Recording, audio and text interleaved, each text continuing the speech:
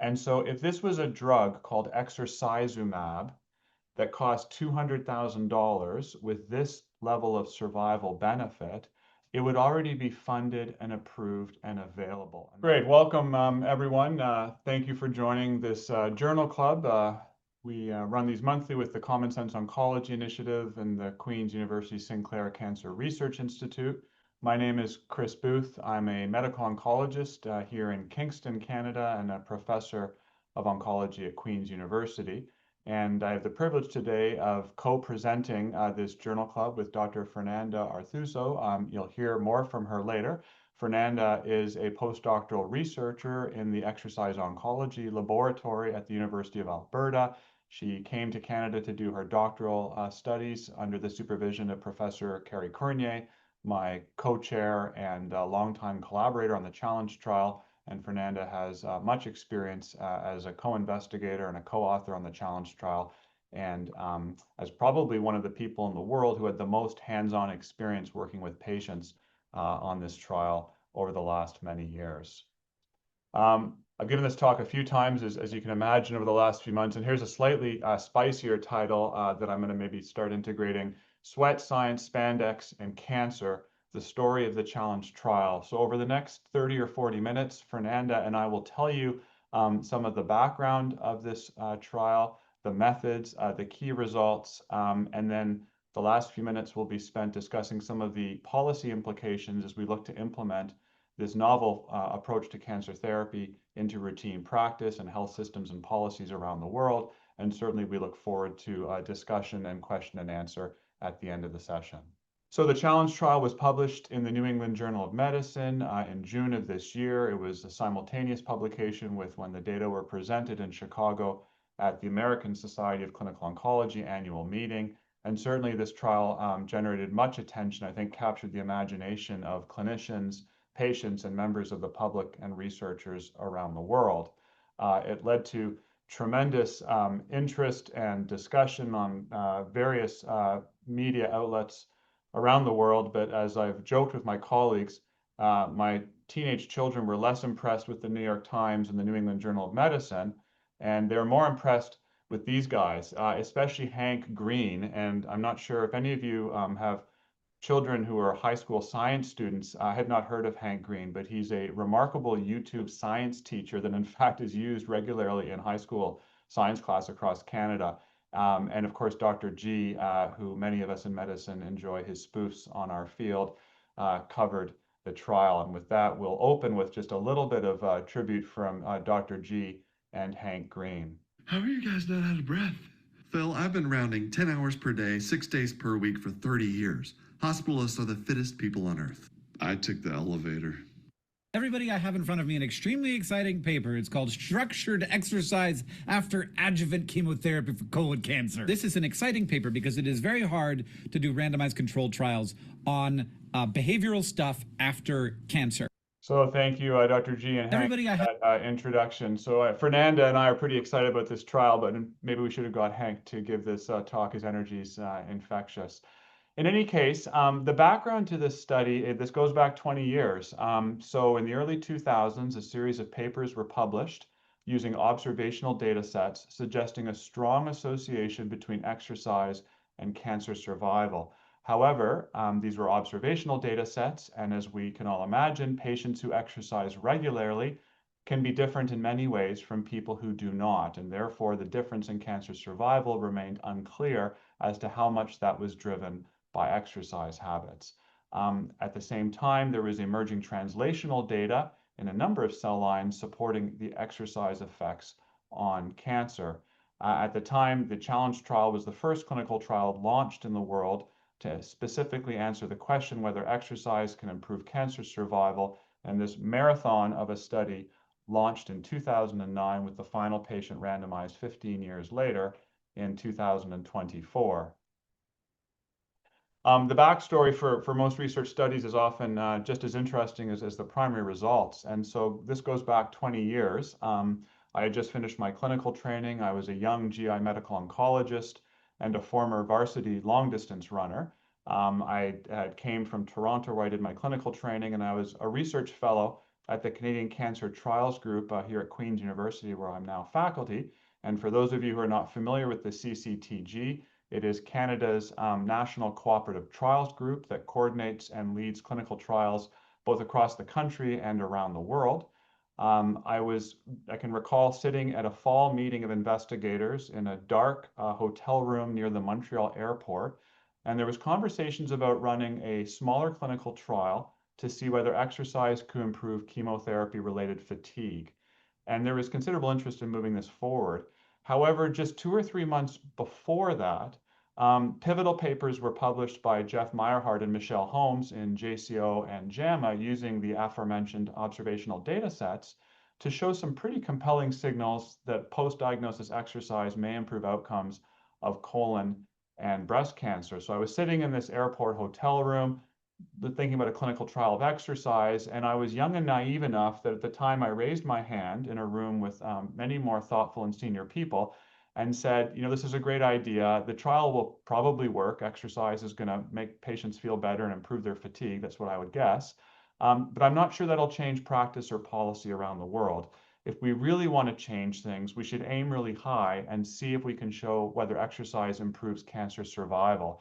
Have you seen these papers by Holmes and Meyerhart? And of course, I think people, they humored me and indulged this young whippersnapper oncologist, but obviously this is 20 years ago and certainly an idea out of left field. At the time, this is when I met my close friend and colleague and co-chair, Professor Carrie Cornier, who is a kinesiologist and really a behavior change expert who for 20 years had been running smaller clinical trials, working with people with cancer to understand how to induce a lifestyle change to increase their physical activity.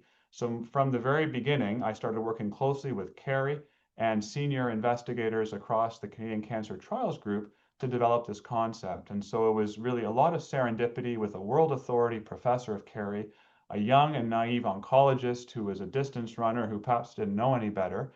And then I had a class assignment in 2007. I was taking a graduate course in epidemiology, and there was no exam. There was only one assignment. You had to write a phase 3 protocol. And so this is actually what I did for my course assignment. You can see the date in the top right corner, April of 2007. So I submitted this for my course assignment. Carrie helped me a little bit. I'm not sure I disclosed that to the professor at the time, but Carrie was in the background helping. And after we submitted it for the course, we started working on this in great detail together and pitching it repeatedly to leadership of the Canadian Cancer Trials Group. And in 2008, the leadership approved the study. Very early on, we partnered with our colleagues in Australia, and here we are almost 20 years later telling this story. Over to you, Fernanda. Thank you, Chris. That's truly inspiring, and it's an honor to me to present the CO21 study with you. So for CO21, the patients with resected stage 3 or high-risk stage 2 colon cancer who completed adjuvant chemotherapy within 2 to 6 months were eligible for this trial. Patients also had a ECOG performance status of 0 or 1, and they reported to be doing less than 150 minutes of moderate to vigorous physical activity, but they were still able to walk at a casual pace for at least 6 minutes. So patients underwent baseline fitness testing, and they were randomly allocated either to the usual care, who receive health education materials, encouraging health lifestyle and exercise behavior, or the intervention group, who received the same health education materials plus a structured exercise program with a strong behavior change component delivered by a physical activity consultant for 3 years. The primary endpoint of the study was disease-free survival, defined as the time from randomization to the first event, that is either a recurrent colon cancer, a new colorectal cancer, a second primary cancer, or death from any cause. And important secondary endpoints included overall survival, patient-reported outcomes, physical fitness, safety, exercise adherence, biomarkers, and health economic. So patients in the health education group received general health education materials promoting physical activity and health nutrition in addition to standard surveillance. So in Canada, for instance, patients were provided with the most up-to-date Canada's physical activity guidelines for older adults and the Canada's food guide. And these resources were provided within 2 weeks of randomization by the cancer center staff. The intervention group received the same health education materials plus an exercise guidebook that was developed specifically for colon cancer survivors, and a 36-month individualized physical activity prescription and a behavior support program that was delivered by the physical activity consultant over 3 phases. And the physical activity consultant was a certified exercise specialist. So it could be a kinesiologist, a trainer, or a physical therapist, and they all undergo training with the CO21 protocol and behavior change techniques. The PACs also received a detailed manual of operation, and they worked closely with the participants for 3 years to increase and then sustain their physical activity behavior. So in the first 6 months of the trial, the phase 1, the PAC met with the patient every 2 weeks for a combined session in which the behavior support session was delivered with the supervised physical activity session. The goal of those first 6 months was to gradually increase their physical activity levels by 10 match hours over their baseline. In the second 6 months, the sessions continue every 2 weeks, but it could be delivered either in person or remotely. If it was in person, it was combined with a supervised physical activity, and the goal was individualized based on the patient's response on the first phase, but with an upper limit of performing 20 match hours per week. And phase 3, it was corresponding to year 2 and 3, there were monthly maintenance sessions delivered in person or virtually to further support the participant and sustain their physical activity behavior. So that one was also individualized goals based on their previous response, but with an upper limit of 27 match hours per week. So if you're not familiar with MAT, MAT is actually a unit of energy. So it's the ratio of the work metabolic rate to the resting metabolic rate. So MAT values indicate the intensity of the activity, not the time.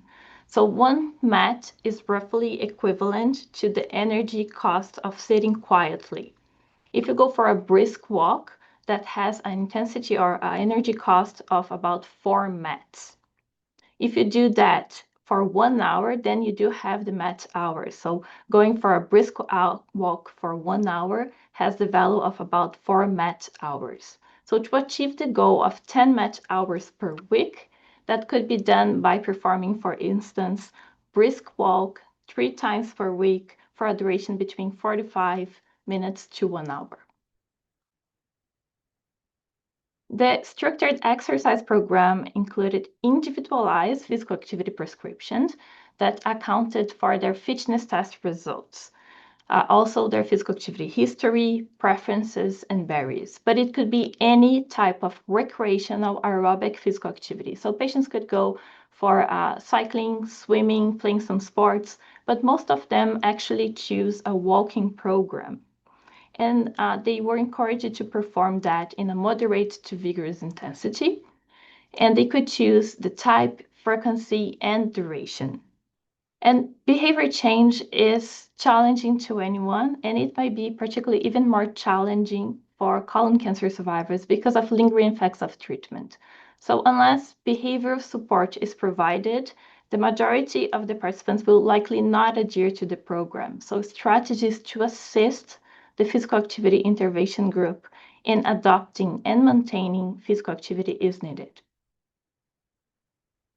To assist the PACs in helping the participants, the study team developed an exercise guidebook called Step Up to the Challenge. So this guidebook contains many behavior change techniques that were developed based on validated theory. And the PAC used this book to reinforce and expand during their counseling sessions. The theoretical model that was followed in the challenge trial was an extended version of the theory of planned behavior. So the theory of planned behavior and its constructs have been validated for predicting and understanding exercise behavior in cancer survivors, including colorectal cancers. So just briefly, what the theory of planned behavior proposes is that a person's intention to perform the behavior is the immediate determinant of the behavior. because it reflects a conscious decision to perform the behavior and also a willingness to exert effort. So intention is essentially how motivated you are. And intention is determined by attitude, subjective norm, and perceived behavior control. So the attitude towards the behavior is basically a positive or a negative evaluation of performing the behavior. So it includes the perception of how beneficial and how enjoyable the behavior is. The subjective norm reflects the perceived social approval and support to perform the behavior. So it includes what important others like the spouse or their health providers, what they think, what they say, and also what they do. And perceived behavior control refers to the people's perception of their ability to perform the behavior. So it can be either a direct or an indirect determinant of the behavior. It reflects the perception of difficulty, confidence, and control over the behavior. And it's also influenced by opportunities and resources. So to help you understand how the theory was used in our day-to-day interactions with the patients, let's bring in the example of Emma. So Emma is a stage 3 colon cancer survivor. She was treated with surgery and adjuvant chemotherapy, and she is searching ways to have a healthier lifestyle. However, she has negative attitudes towards exercise. What does that mean? So Emma does actually not enjoy exercising, and she thinks that exercise might be harmful to her by exacerbating the lingering effects of fatigue. In terms of support, Emma does receive support from her colleagues and her husband, so they both encourage her physical activity. However, her husband does not engage in exercise, so she doesn't actually have an exercise buddy. And in terms of perceived behavior control, as we get to know more about Emma, we learn that Emma has free access to a fitness center. However, she faces many barriers, including fatigue, low sense of control, and she lacks confidence in her ability to exercise. So overall, according to the theory of planned behavior, these attitudes, subjective norms, and perceived behavior control will generate low intentions to exercise, weak intentions to exercise. So it's unlikely that Emma will actually perform the behavior. So in our behavior support sessions with Emma, we would specifically target ways of identifying how to make exercise more fun. We would also clarify the benefits and harms of exercise, especially in those concerning fatigue. And we will also discuss ways of securing social support and work closely with her by setting smart goals and discussing ways to overcome barriers and many other topics that would increase her ability and her sense of control over exercise. So we would sit together with Emma and set a very detailed plan. So what type of activity is she doing? How often? Which days of the week? What time? With who? And then set a plan that works for her reality. So after the exercise specialist work with Emma, and the aim is that we strengthen these constructs of the theory of planned behavior. So Emma will likely have stronger intentions to exercise, so it's more likely that you'll actually perform the behavior. Because in summary, based on the constructs of the theory of planned behavior, the person will be motivated to perform the behavior when they evaluated it as beneficial. They believe that behavior will be enjoyable. They perceive that others approve and support them, and they believe that behavior is under their control and they have the confidence that they can actually perform it. So hopefully that helped you to understand how the intervention and the behavior change support program was delivered. And with that, I will hand it over to you, Chris. Thanks, Fernanda, for that wonderful overview. We'll hear more from you a bit later. So as Fernanda mentioned, the primary endpoint was disease-free survival. When we wrote the protocol, this was known to be a valid surrogate for overall survival. The disease-free survival definition circa 2007 was recurrent colon cancer, either local or distant, a new colorectal cancer, a second primary cancer, or a death. And as Fernanda mentioned, we had a number of secondary endpoints, including overall survival, patient-reported outcomes, quality of life, physical fitness, biomarkers, and health economic. The statistical analysis plan, the original power calculation required 380 events. We forecasted 962 patients being required to detect a hazard ratio of 0.75 for disease-free survival. This magnitude of effect is what was suggested in the observational data, and it also corresponds to a similar magnitude of effect that a few years earlier in 2004 had changed practice with uptake of oxaliplatin and being added to 5-FU for adjuvant chemotherapy. Analyses were performed as per intention to treat. The protocol was amended in 2023 because of slower accrual and a lower than expected event rate. We'll touch on this a bit later. But with a blinded request, the trial team made a request to the DSMC to have an accrual deadline at the end of 2023 and a minimum clinical cutoff date at the end of 2024, assuming a minimum of 200 disease-free events. Obviously, this led to a change in the power, and we no longer had as much power to detect the target hazard ratio, but with 200 events, we would still have 80% power to detect a hazard ratio of 0.67. So getting into the results, between 2009 and 2024, 889 patients were randomized to this study. They came from 55 hospitals across 6 countries, but the vast majority came from Canada and Australia. The patient population was a very typical colon cancer adjuvant trial population. Median age was 61, 51% were female, and 90% of patients had stage 3 disease. They received the usual adjuvant chemotherapy regimens, and importantly, there was no meaningful difference in either baseline characteristics, disease characteristics, or treatment between the 2 arms. Adherence with the mandatory sessions was quite good. In the first 6 months, it was 83%. In the second 6 months, it was 68%.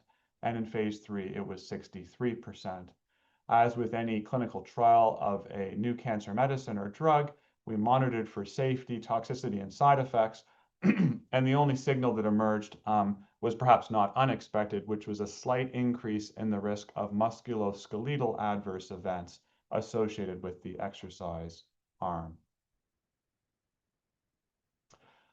The figures on this slide illustrate that the structured exercise program increased physical activity, as you can see in the panel in the top left. Notably, the control group also increased their exercise, but those patients on the exercise program increased it more than the control, and this was sustained over 3 years. This self-reported increase in exercise was corroborated by clinically meaningful and sustained increases in physiologic fitness as measured by VO2 max and the 6-minute walk test. And the primary patient-reported outcome, which was a measure of physical function using the SF-36 scale, showed a statistically and clinically meaningful improvement in physical function that was also sustained over time. But the headlines from this story is that the primary endpoint was met. There was a clinically meaningful and statistically significant improvement in disease-free survival with a hazard ratio of 0.2, leading to a 28% reduction in the risk of recurrent or new cancer. Looking at 5-year mark, the point estimates at 5 years for disease-free survival was 80% in the exercise group and 74% in the health education group. Using number needed to treat demonstrates that for every 16 people who go on the exercise program, exercise prevented 1 person from developing recurrent or new cancer. The results were also impressive for overall survival with a hazard ratio of 0.63, corresponding to a 37% reduction in the risk of death. We had very long follow-up on this trial with median follow-up at 8 years. And in fact, the point estimates at that median follow-up at 8 years was overall survival rate was 90% in the exercise group and 83% in the control group. Using number needed to treat, for every 14 people who went on the exercise program, exercise prevented one person from dying. Looking at the breakdown of the events, you can see from a disease-free survival perspective, there was a clear reduction in liver metastases, and there was also a clear reduction in the risk of new primary cancers, with an intriguing hint in breast and prostate cancer of potentially an anti-cancer effect. And of course, this was not the primary objective of the study. These numbers are small, but it does corroborate some of the observational data, which was also quite strong in breast and prostate cancer, suggesting a potential anti-cancer effect beyond colon cancer. Putting this magnitude of benefit into context on this slide, I've listed several of our standard and good drug therapies that we use in the adjuvant setting for colon cancer, lung cancer, and breast cancer. And with a 7% absolute improvement in overall survival at 8 years, you can see that the exercise intervention compares very favorably, and in fact, in some cases, exceeds the benefits offered by some of our very standard drugs in other disease settings. And it's worth highlighting here that these benefits of exercise were added to standard treatment of surgery and chemotherapy. So study limitations. This study took longer than expected, and perhaps we can talk about that in the discussion. It was a period of 15 years of accrual. Fortunately, there was no major change during that period in the approach to colon cancer, except with the IDEA initiative. There was a shift towards fewer months of chemotherapy, moving from 6 months to 3 months. The event rate was lower than expected, and in fact, the outcomes were better than expected. And some of this is secular trends over 15 years, but also the timing of enrollment. Patients were enrolled between 2 and 6 months after they completed adjuvant chemotherapy, meaning that patients who relapsed really in that first year after surgery were not eligible for the trial. So in hindsight, that probably largely explains why the outcomes were better than expected. Any study like this is somewhat limited by the selection bias, the nature of patients who participate in clinical trials, and a clinical trial of exercise. There's some inherent selection bias there. There's some interesting questions about whether intervening earlier and delivering exercise adjacent to chemotherapy would warrant further investigation. The patients on the exercise program also had more social contact than patients on the control group. They met with their physical activity consultant every 2 weeks. However, there's been other lifestyle trials that have also had a fair bit of social contact with no measurable improvement in disease-free survival in other settings. The proportion of patients with Lynch syndrome or microsatellite instability was not known. The physical activity levels were obviously based on retrospective recall, but again, this was the same for both arms, and the fact that we had physiologic measured improvement in fitness corroborates the fact that there was an increase in physical activity, more so on the exercise arm. And I think the major study limitation with this clinical trial is the generalizability, the extent to which we can translate these results to routine patients in the real world in real hospitals. And of course, this is a limitation of all clinical trials, and it's something we'll come back to at the end of this talk as we think about how to implement these findings into policy and practice. So some conclusions from the trial: the structured exercise program following surgery and adjuvant chemotherapy for colon cancer clearly leads to improvements in fitness, patient-reported outcomes, disease-free survival, and overall survival. These results demonstrate a novel first-in-class anti-cancer effect. The magnitude of survival benefit is comparable to many of our standard drug therapies. The breast cancer data are certainly intriguing and consistent with the prior observational data. I think there's some interesting discussions to be had about whether these can be generalizable. And there's ongoing work, as Fernanda mentioned earlier, exploring predictors of adherence, health economics, and biomarkers to better understand the causal mechanisms underlying this observation and these results. I think after June 2025, this trial sets a new standard of care. Exercise can no longer be seen just as an intervention to improve fitness and quality of life. It clearly has an impact on cancer survival and should be made available to all patients. However, as we heard from Fernanda earlier, knowledge of these effects alone will be insufficient for most people to change their behavior or outcomes. We need health systems, hospitals, and providers to invest in these behavior support programs so that patients can change their lifestyle and realize the health benefits and outcomes that were seen in the challenge trial. This intervention is empowering and achievable for patients. In fact, as an oncologist, one of the most common questions I get asked when patients finish chemotherapy is they say, "Doc, what else can I do?" And so this is something the patient community has been interested in for a very long time. We'll talk a bit later about some of the health economics, but in an era where our cancer medicines cost in the range of $100,000 or $200,000, the estimated cost of a personal trainer for the number of hours for this intervention is in the range of about $4,000 over 3 years. So this is an intervention that is also not only good for patients, but highly sustainable for health systems. And finally, this study, I think, serves as an example of the power of academic cooperative trials groups, who really are the only entity that would have had the courage to take on this trial when it was proposed 20 years ago to answer these questions that really matter to patients. And now I'll hand over to Fernanda to offer some insights from her perspective about working with patients in this trial. Yeah, so in terms of what we perceive that really work with patients, as Chris already mentioned, I think we all learned with the challenge trial that behavior support is needed, behavior change support is needed, because exercise requires intention and a willingness to exert effort. So it requires sustained effort over time. And the support from a certified exercise specialist was essential because they assist patients and survivors navigating common barriers, maximizing the benefits of the exercise in the most safe and effective way. And also, they tailor the exercise prescription to their individual needs. So, with the right support, exercise becomes more enjoyable, more manageable, and more sustainable.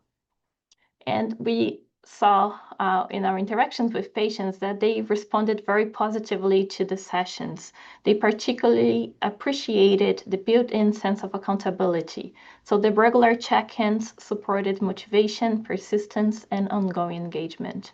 They also enjoyed coming to our fitness center. So they also enjoyed the supervised portion of the program. It helped them to secure, for instance, the social support by exercising with fellow survivors, having the support of the exercise specialist. And the supervised sessions were particularly important at the beginning because we noticed that those who engaged early on were more likely to maintain the long-term exercise behavior. So I believe that the big question now is how can the health systems implement adjuvant exercise for colon cancer survivors. So on this slides, we're looking at 4 different ways that the program could be delivered. So the first option is a decentralized model. So in this setup, the funding follows the patient. So they would choose a trainer provider from an approved list. It could be paid upfront, or they could get reimbursed, or the provider could bill the Ministry of Health directly. So it's flexible and also patient-directed. The second approach is having the cancer center deliver the program directly. So in this case, the center would either hire an exercise specialist, like a physical activity consultant, and then assign the patients into the program themselves. So it keeps a little bit more centralized. And the third option is partnering with cardiac rehab programs. So there is a potential to work with those teams and expand what they already do. They got established systems and staff, so it could be an efficient way to scale. And the fourth option is community-based models. So here, the family health teams or the home care would hire exercise specialists and run the program locally. We could also think about partnering with places like YMCAs. So the cancer center would just refer the patients through primary care or home care channels. So together, these 4 models give us a spectrum of options from highly centralized to highly decentralized, and each comes with different implications for access, funding, and coordination. So to dive deeper and discuss implementation, I will turn it over to Chris. Thanks, Fernanda. So there's been a lot of interest both from patients, researchers, and health systems about how to move this forward. And so there needs to be work, and in fact, there's a lot of work ongoing about making a policy case and implementation plan. There's a formal cost effectiveness analysis underway. And in discussions using our province of Ontario, which is the largest province in Canada, for those of you from outside Canada, with a population of 16 million people and a single payer health system, we estimate there's in the range of 2,400 or 3,000 potentially eligible patients per year. If we look at the 48 mandatory sessions, this comes out to the ballpark of $3,000 to $4,000 over 3 to 4 years. And so when we do some arithmetic, depending on the delivery model, the cost of this per year would be in the range of $3 to $6 million. That's assuming all patients participate. There likely would be some patients who would decline this.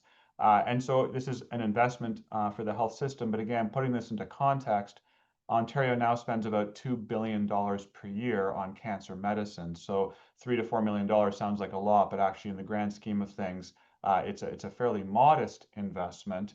And with this magnitude of effect, and in fact, I can tell you with the cost effectiveness analysis coming, there's a very good chance this will not only be sustainable, this actually could make profound economic sense and on top of the tremendous patient benefits.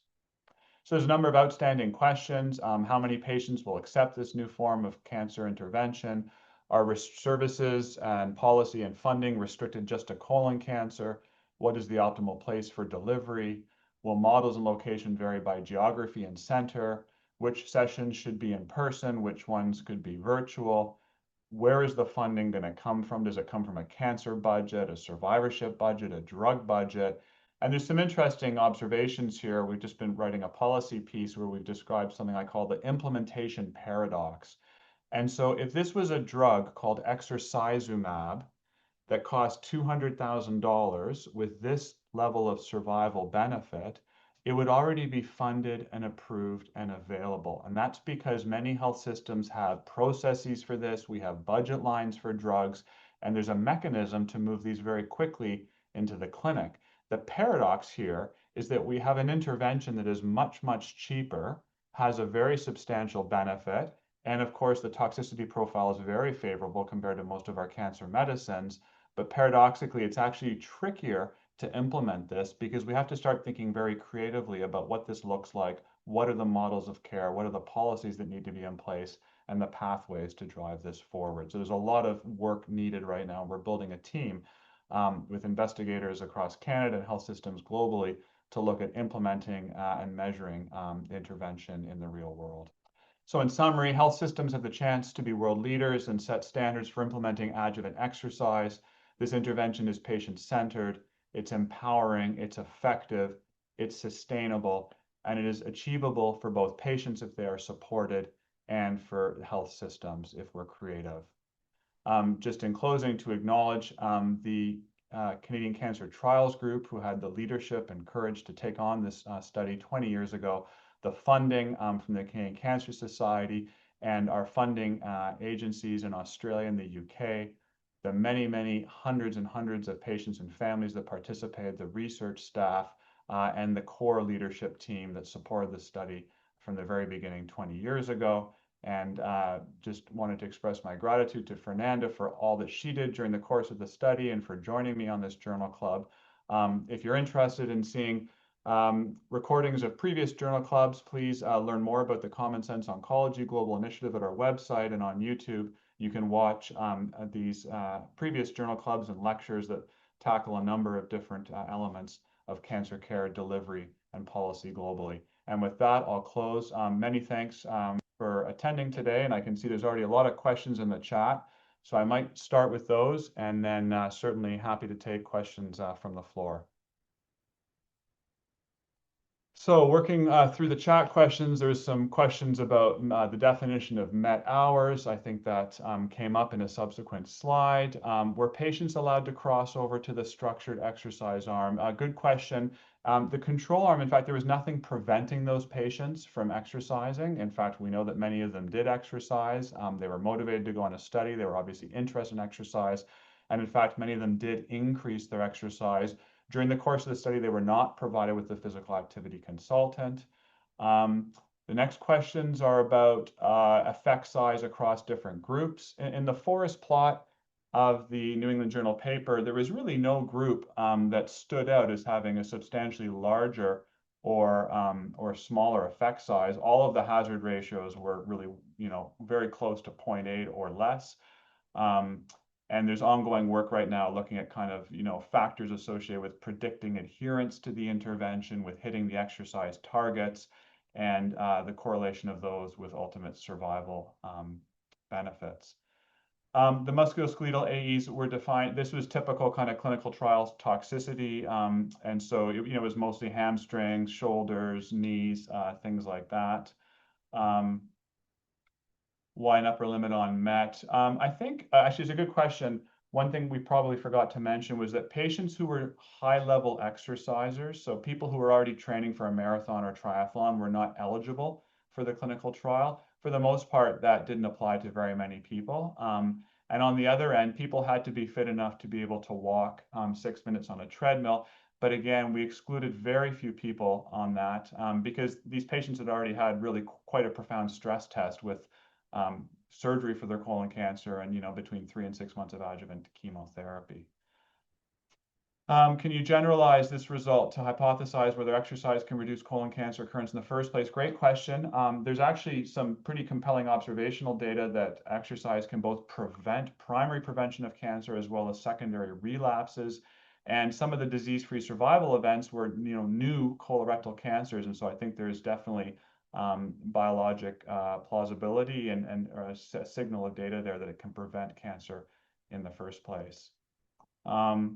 Okay, wow, lots of questions on the chat here. I'll be coming over to Fernanda soon for some of the questions that she'll be better to answer. There was a question about why we excluded rectal cancer. It's a very good question. We debated this extensively 20 years ago. At the time, the signal was strongest in colon cancer and actually weaker in rectal cancer. And we did not want to dilute the potential effects. So we really focused on colon cancer. And then Dr. Dahar has asked a great question about, in 2025 now, can we or should we be extrapolating this to rectal cancer? I think there's a very good case to be made for that. But again, it depends, on how far we're willing to stretch these results. What I do know is that an exercise program has a risk-benefit ratio that is unlike almost everything else that we do in the cancer system. So if we think of a number needed to treat of 14, if we're talking about surgery or radiation or chemotherapy, that means that we treat 14 people and one person benefits, 13 people don't benefit, and they get pretty sick and a lot of side effects from everything that we do. So an exercise program, a number needed to treat of 14, one person perhaps has their cancer prevented from coming back. The other 13, and I don't want to trivialize that, there's a risk of some soft tissue injuries with exercise, but I think there's a very different risk-benefit ratio, and those other 13 people likely will realize some other health benefits from exercise. Questions about adherence, where we're just actually undertaking that analysis now. Dr. Eisenhower's asked about a dose effect. Great question. So we haven't looked at the dose effect yet on the analysis for survival, but what I can tell you, and we'll be presenting some of this data next month at ESMO, when we looked at predictors of exercise adherence, it's quite clear the first 6 months is crucial. So the first 6 months is really, I think Fernanda touched on this, it really does predict and set people up for success in year 2 and year 3.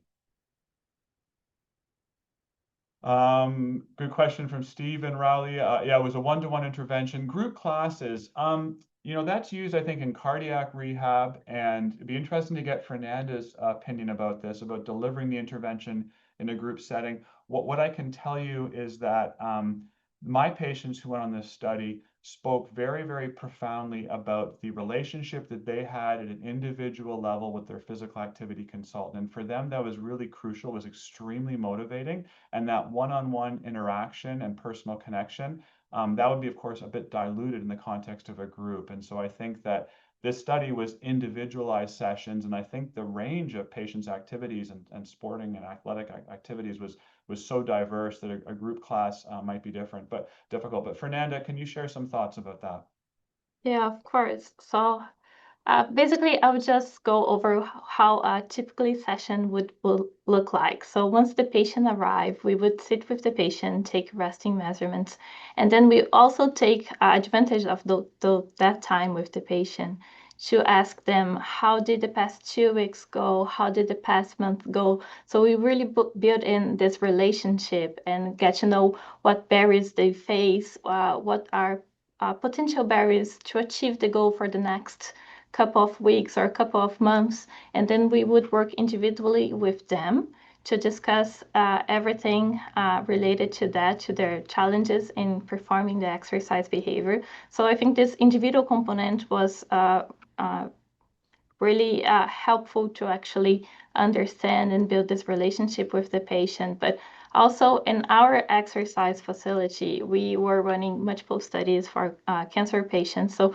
we had all other cancer survivors fellows, and they also enjoy coming in and interacting with this patient. So although it wasn't a group session where they were exercising, doing the same type of exercise like a class, but they were in the same environment, and also that helped building that social support that I also mentioned in the theory of planned behavior. So they really appreciate this exercise buddy, like other participants around them.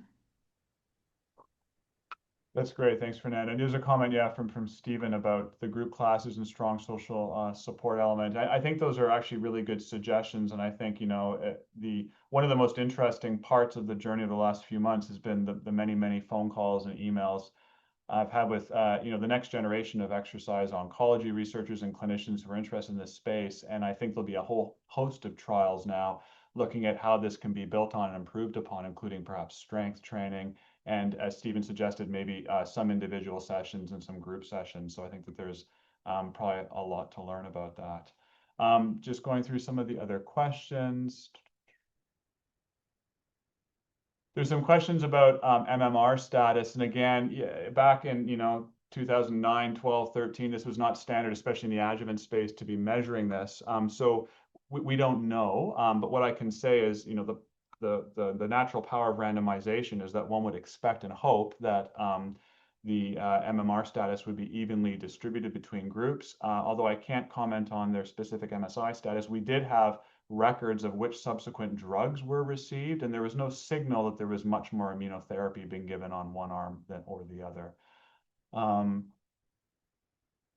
Eric's asked about the METs from higher intensity versus lower intensity activity. We have everything. I mean, as Fernanda said, most patients went walking. There were some patients that did jogging and biking. We had the whole thing. I mean, there's patients that did kayaking and cross-country skiing and pickleball. It'd have to be vigorous pickleball, but we haven't done a deep dive on that yet to kind of explore if there's any signals there. But certainly, there's a few years of work to explore these things.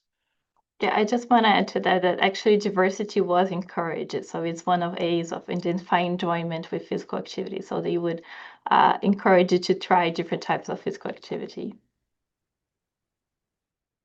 There's a question here, another one, Fernanda, for you. What are the common reasons that you found that people's adherence might have decreased over time?